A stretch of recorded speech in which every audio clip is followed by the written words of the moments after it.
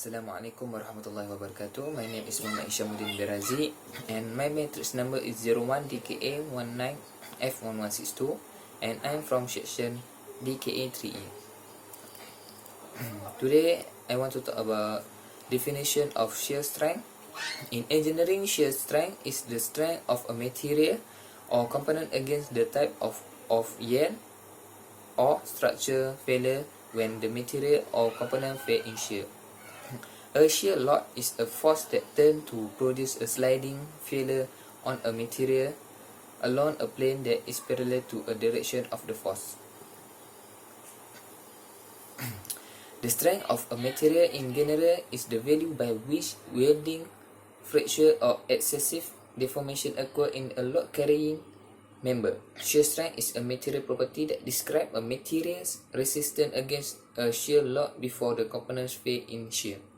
The shear action before the component fail in shear, the shear action or sliding failure described by shear strength occur parallel to the direction of the force acting on a plane. In construction, automotive, aerospace, and the other engineering industry, knowing the shear strength of material is a vital for design of mechanical and structural device as well as the selection of material to be used for an application. It is also a major consideration in sizing component or part. Then I'm going with a use of shear strength. Used in soil mechanics to describe the magnitude of the shear stress that a soil can sustain.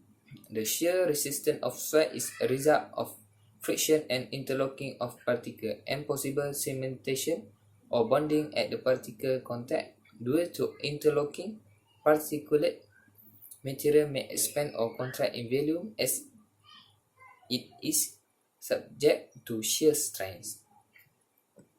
If soil expands its volume, the density of particles will decrease and strength will decrease. In this case, the peak strength will be followed by reduction of shear stress.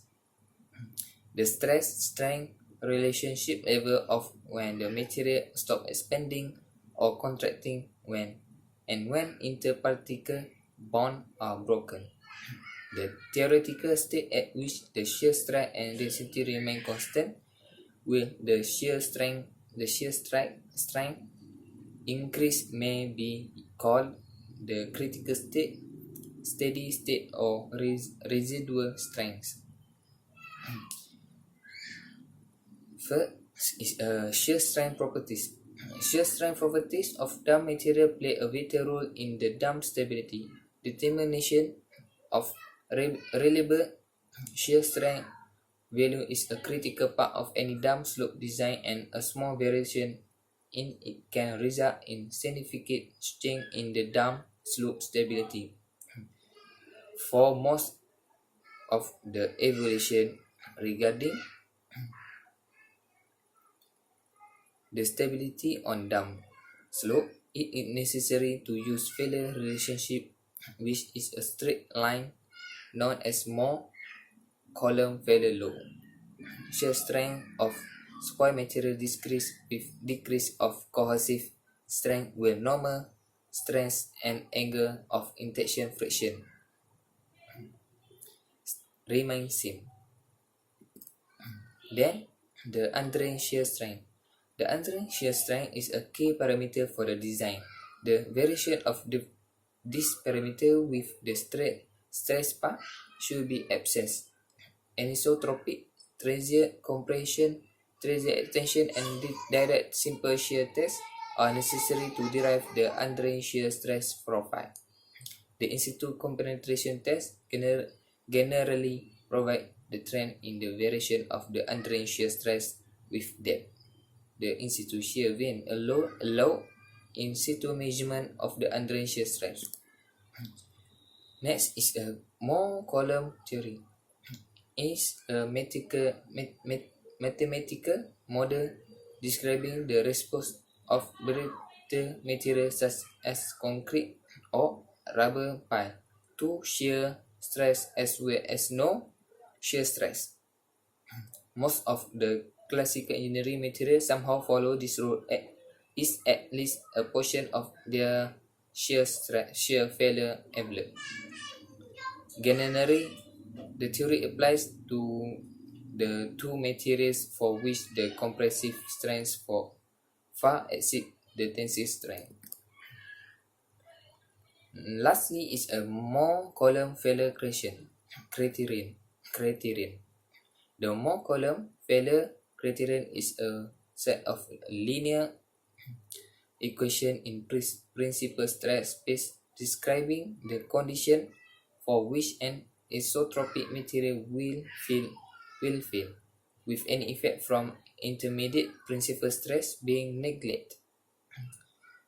More column can be written as a function of major and minor principal stress or normal stress and shear stress on the failure plane. When the all principal stress are compressive, the experiment demonstrates that the criterion applies reasonable well to rock where the axial compressive strength is much greater than axial tensile strength. More condition is based on the assumption that failure depends only on and the shape of the failure envelope. The loci acting on the failure plane can be linear or non-linear. The column condition is based on a linear failure envelope to determine the critical combination that will cause a failure or on same plane. The shape of the failure surface is principal stress. Space is depend on the form of the failure criterion. Linear function map as plane and non-linear function as a curvilinear surface. Thank you.